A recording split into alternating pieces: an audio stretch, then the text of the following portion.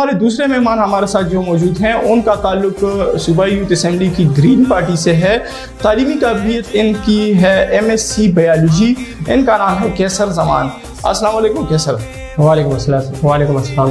कैसे हैं कैसर? ठीक ठाक। ठीक ठाक।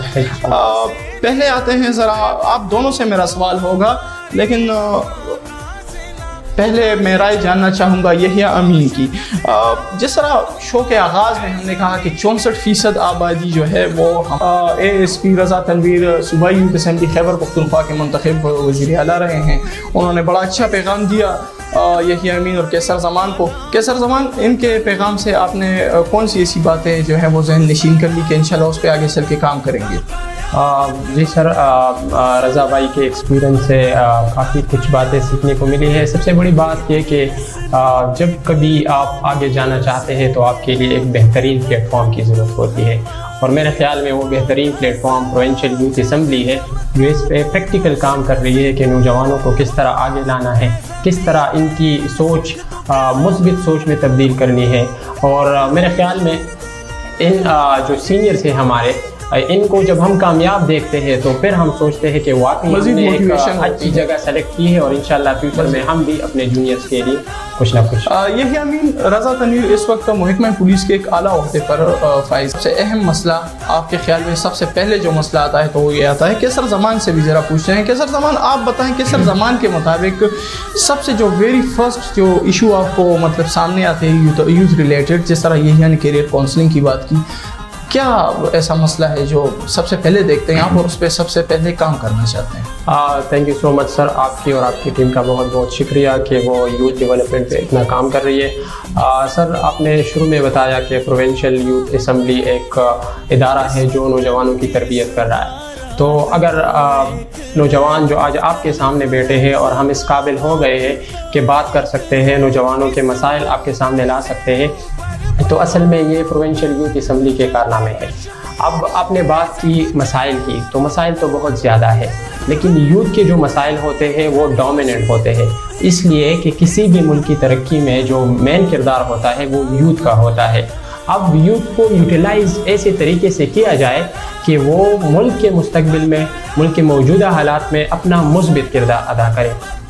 तो इसके लिए मुझे जो सबसे बड़ा मसला नज़र आ रहा है वो सियासी शऊर, मुस्बित सोच और जो ज़हनी पुख्तगी है वो नहीं है। तो इस पे प्रोविंशियल यूथ असम्बली प्रैक्टिकली काम कर रही है। और माजी में मैं जब यूथ असम्बली का हिस्सा था तो मैं वज़ीर तालीम था, तो मैंने अपने शोबाए वज़ारत में इस चीज़ पर सबसे ज़्यादा काम किया, और तकरीबन 4 अज़ला के स्कूल और कॉलेजेस में मैं खुद गया, स्टूडेंट्स को मोटिवेट किया, उसकी कैरियर काउंसलिंग करवाई कि कौन सा फील्ड आपके लिए बेहतर है। दूसरी एक बड़ी बात, स्पेशली जो यूथ होती है वो सियासत से दूर भागती है। प्रोविंशियल यूथ असम्बली मेनली इस पर काम कर रही है कि सियासत असल में इबादत है। सियासत वो जज्बा है जिससे आप लोगों के दिल जीत सकते हैं, जिससे मुल्क तरक्की कर सकता है।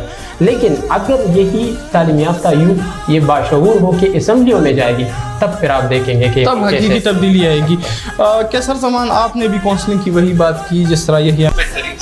बहुत शुक्रिया उमर अली शाह साहब। जी नाज़रीन, हमारे साथ मौजूद थे उमर अली शाह साहब। आप दोनों से मैं ये कहूँगा, आप दोनों ने अपने दोनों सीनियर्स की बातें सुनी, तो अब मैं आपसे ये जानना चाहूँगा कि आप दोनों इलेक्शन कंटेस्ट कर रहे हैं और सबसे एक अहम जो ओहदा है सूबे में नौजवानों के लिए तो वो है यूथ वज़ीर आला।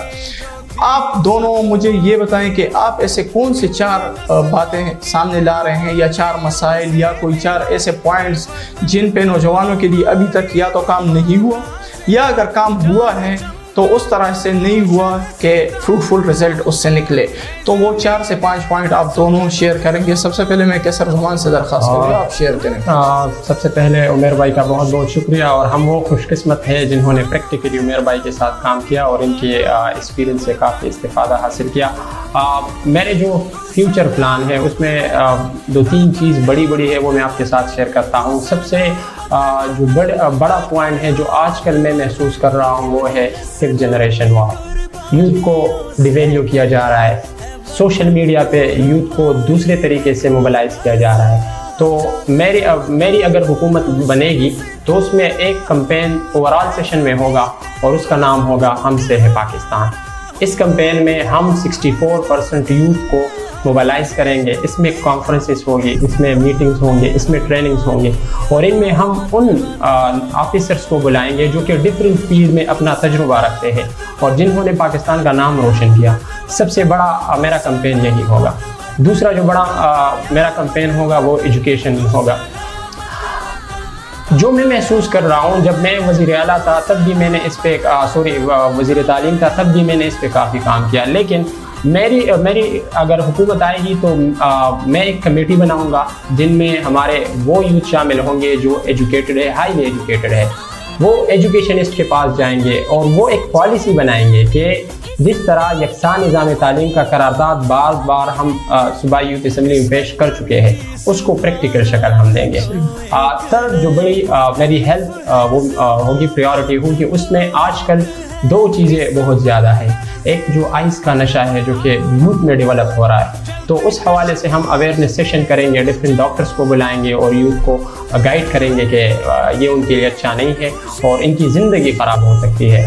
اور اسی کے ساتھ ساتھ ڈینگی کا مرض آج کل کے پی میں بہت زیادہ پھیلا ہوا ہے, تو ڈینگی اویئرنیس سیشن کیے جائیں گے. اور last but not the least, میری حکومت میں ایک اضافی منسٹری ہوگی, وہ منسٹری آف ٹرانسجینڈر, جو کہ میرے خیال میں پاکستان میں ان کے ساتھ بہت ناروا سلوک کیا جاتا ہے, جو کہ بیسک رائٹس ان کو نہیں مل رہے.